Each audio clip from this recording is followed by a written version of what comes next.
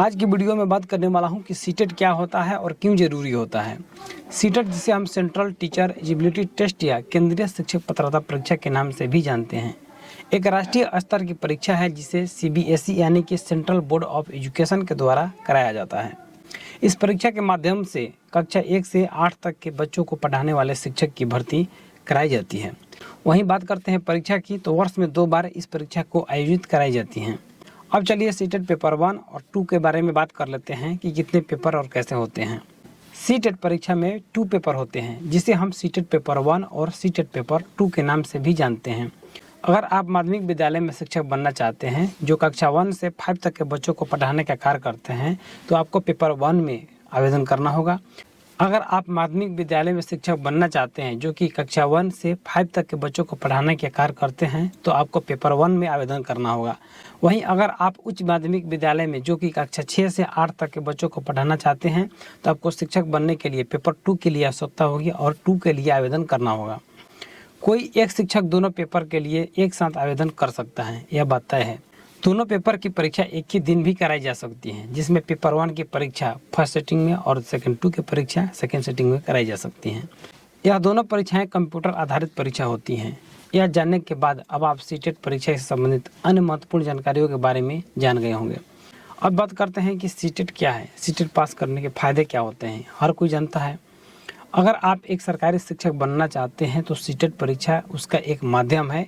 CTET परीक्षा को पास करने के बाद आप राज्य सरकार या केंद्र सरकार के विद्यालयों में शिक्षक पद की नियुक्ति के लिए सीधे आवेदन कर सकते हैं। सीटेट परीक्षा पास करने का अन्य फायदे भी है जो आपको बताने वाला हूँ।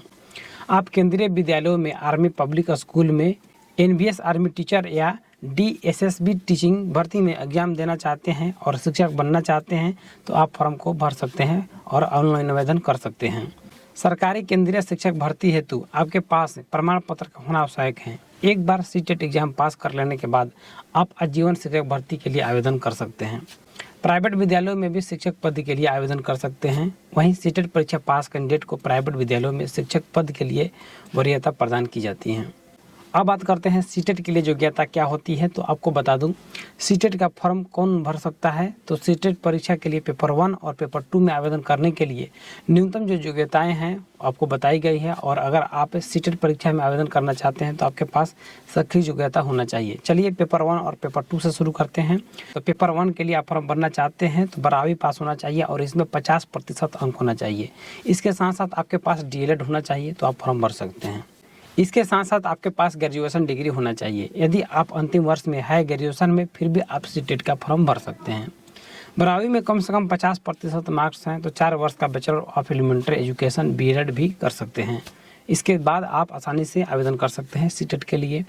अब चलिए बात करते हैं सीटेट पेपर 2 के लिए। तो ग्रेजुएशन में कम से कम 50% मार्क्स होने चाहिए, साथ में आपको BEd कंप्लीट होना चाहिए और इसके साथ साथ ग्रेजुएशन में 50% मार्क्स के साथ साथ आपको एलिमेंट्री एजुकेशन में डिप्लोमा है, तो आसानी से सीटेट का फॉर्म भर सकते हैं।